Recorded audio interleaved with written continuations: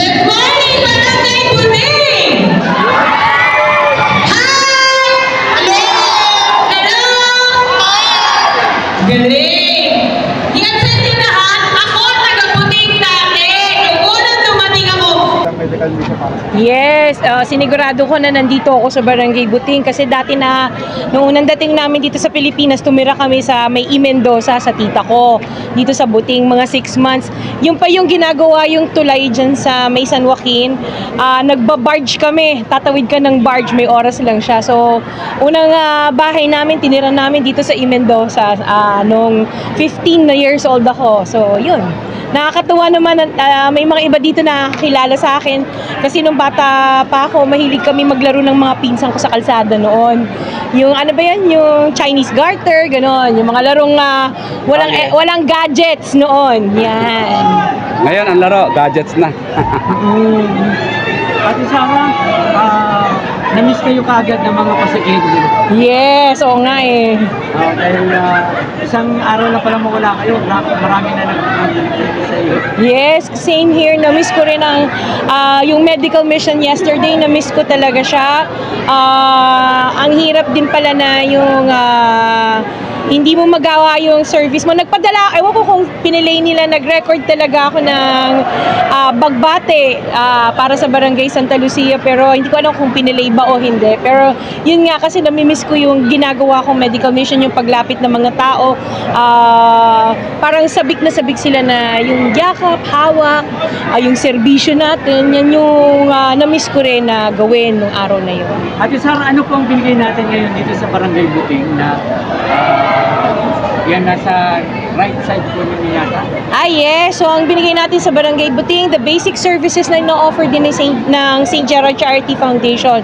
Yung libreng check-up, gamot, libreng pasalamin, dental, yung libreng wellness natin, yung masahe, yung haircut, tsaka yung manicure, pedicure. Tapos meron din kami dito yung patrol, 2 patrol ang binigay namin dito sa Barangay Buting para magamit nila kasi maliliit ang eskinita dito sa Buting, no? So meron tayo patrol para makapasok sa mga eskinita natin. Yan, para sa peace and order nila. Ma'am, about naman po sa sports, yung sa mga basketball league, may pagkakataon po ba na pwede silang mag-request sa mga uniform? Actually, may project kami ni Vice Iyo Caruncho. Bali siya ang magko-coordinate ng lahat. Parang interbarangay ng ng mga volleyball at saka basketball. Sasagutin po ng Charity Foundation ang lahat ng mga uniform po nila mula itaas hanggang baba. Para po yung lang po, para magkaroon lang po ng sports ang mga kabataan. Hindi puro gadgets. Yeah, pag-iikot po natin sa Pasig, ano pong observation natin? Bakit po kailangan ng charity ng mga medical para po sa... Actually, yun yung napansin namin, no, na talagang sabik na sabik ang Pasigueño sa medical mission. Siyempre, natural lang, number 1 na pangangailangan is yung pagkain. Tapos, siyempre yung gamot, yung susunod. Kasi halos din sa office, ang mga request, puro medical na attention. So, yun yung naisip namin, kaya nag-medical mission tayo. Kasi yun yung naisip natin na pwedeng ibaba sa tao. Hindi yung nahirapan sila pumunta pa sa office namin. Pero, yun nga, nagbibigay pa rin kami para sa mga ibang barangays na mga tulong medical. Kaya yun yung napansin namin, talagang medical mission talaga, number 1 is health is wealth. At yun yung paniniwala namin. Kasi, yun nga, ako din, may sakit din ako na diabetes, tapos hypertension, mahal ang mga gamot, ang maintenance. At least sa amin, nabibigay namin ng libre. Sir Paulo, may estimate po kayo kung ilan yung bilang ng mga staff? Dito, parang halos kapareho din sa siguro ng Santa Lucia. Ang Santa Lucia, umabot kasi ng 1,700 plus yung nabigyan natin ng tulong. Dito po, baka nalalapit din doon ang bilang. Hindi lang halata kasi parang hiwalay-hiwalay, malaki yung area nila eh. Hindi lang halata dito. Malaki ng area ng Buting, nakakatuwa. Oo.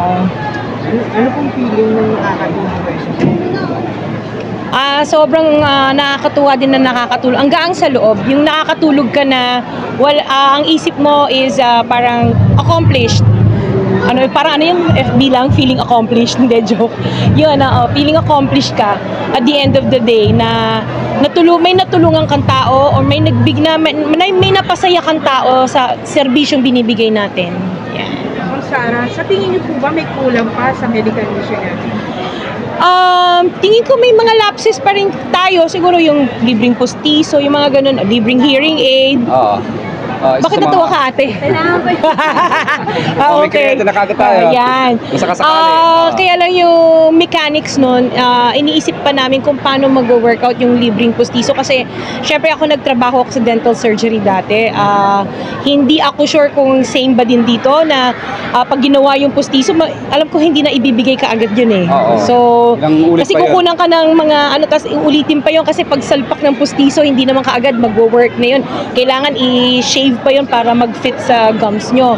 Tapos meron pa yung libreng hearing aid. Ang dami nagre-request ng libreng hearing aid. Kaya lang hindi ko alam kung personalized ba yan. Paano ba ang setup ng hearing aid? Kailangan ba i-testing pa muna? Oo, kailangan namin malaman yung mechanics para doon, para makapagbigay kami ng libreng serbisyo.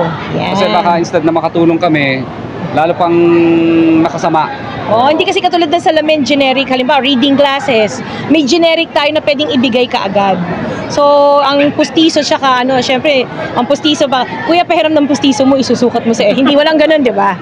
So, yung pustiso, kailangan natin makuha yung mechanics kung paano maging maayos, makukuha ba siya after a week ba, after 3 days ba? Yun yung iniisip pa namin kung paano yung setup mo. Yan. Ma'am Sara, yun nakita mo pang ECG? Yes. Yes, libreng ECG dun sa laboratory on wheels. Bukod sa blood, mga blood chem, sinama din yung libreng ECG tsaka libreng X-ray. Yan. Kaya kung may request sila sa doktor, kung bit-bit nila, yung request nila, pwede i-execute dito sa laboratory on wheels natin. Sara, meron na po ba tayong schedule for the next week? Next Saturday, ano ba yung sinabi ni... Basta may schedule kami ng Saturday, Sunday, hindi... Actually, yes, Hindi we mo have na namin binabanggit hanggat hindi namin nabibigyan ng notice. ng notice. Yung barangay Yung kasi barangay ayoko magkaroon ng problema, tapos iniisip namin baka during the week rin kasi maraming nag-reach out sa amin for the libreng medical mission. Lalo na ang pinagbuhatan, since ang laki ng pinagbuhatan, hindi pa pwedeng isang beses ka lang pumunta. So, iniisip ko baka during the week mag-execute din kami ng medical mission para mas marami tayong makater na tao. Tanggalin nyo na po ba, ma'am, yung venue na dapat medyo nakahan kasi parang hindi po sapat kapag medyo maliit po yung Bali, ang hinihingi namin sa mga barangay kapitan, kaya nagpapaalam kami, bibigay kami ng notice, cap, saan po ba kami pwedeng pumwesto, na lugar. Sila naman ang tumutulong sa amin. Kung eskwelahan yun, tumutulong din sila sa amin para magpaalam sa school. Kung covered court naman yun, sila nagbibigay sa amin, na doon kami sa covered court na yun. Kasi naniniwala sila na yun ay hindi naman para sa kanila, para po sa mga constituents po nila. Actually, meron kaming bago. Sorry, I forgot to mention. Noon ko pang gusto ipasok na programa sa mga medical missions namin. So, ngayon lang siya talaga natupad. I think yesterday din yata, no? Yung, syempre kami bilang negosyante, gusto namin kumita. No? So, imbis na ibang tao ang nagkikater or ibang lugar, taga-ibang lugar yung nagkikater for the food, ginawa namin kung saan bababa ang medical mission, yun ang kukunin namin na serbisyo taga doon by recommendation ng barangay captain. Para kahit paano yung mga small businesses, yung mga karinderya dyan, kumita rin siya, magkaroon ng income. Kumbaga, yung pagbaba namin doon para magbigay ng medical mission, ay hindi lang kami nakapag-medical, nakatulong pa kami sa mga maliliit na negosyante na binilad namin ng pagkain na siyang ipapakain nila doon sa lahat ng mga umattend po ng medical mission. Yes. Ma'am Sara, may mga nagtatanong sa comment section na kailan mangyayari yung concert na concert, may concert sa Palatio sa 27. So sa 27 may libre akong concert sinesponsoran dun sa Palatio. Pero that's for the fiesta. Ang concert natin is for August 31. Dito sa saan lugar niya? Yung schedule niya. Ay, sorry. Nagkaroon po kami ng schedule na pencil lang sa Rizal High School, pero unfortunately hindi na-approve. Hindi po na-approve yung aming venue. Meron daw ibang gagamit. Tapos sa Inares naman po, lumipat tayo doon, nagpapabook tayo, bigla rin pong may gagamit din. So ngayon po, naghahanap po tayo ng malilipatan kung saan po ililipat yung venue para po sa kabataan.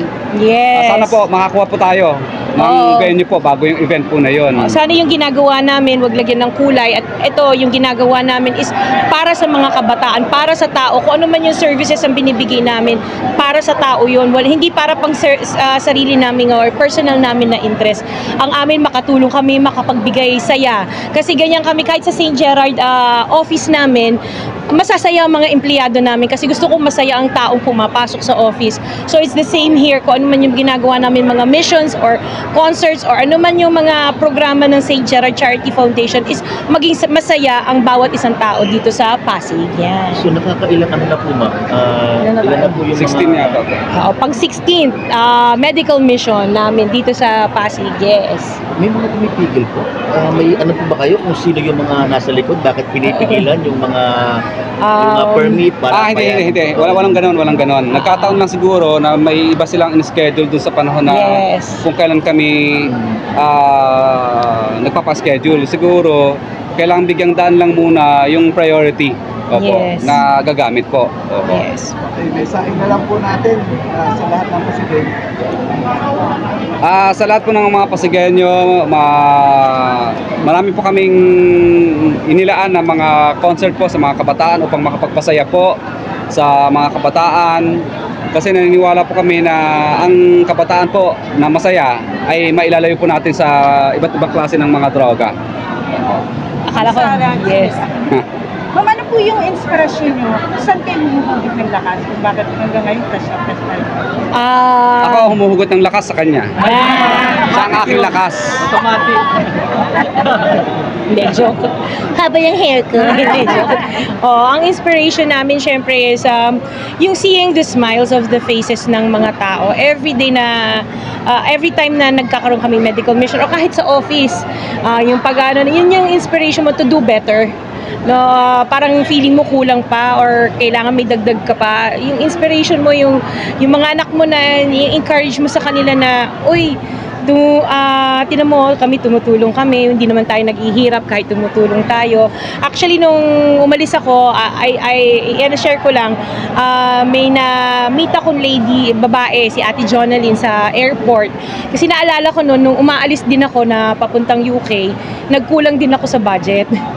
Actually, hindi ako makakalagpas ng costumes kung hindi, immigration, kung hindi ko babayaran yung may halagang hinihingi sa akin. Wala na, nakaalis na siya.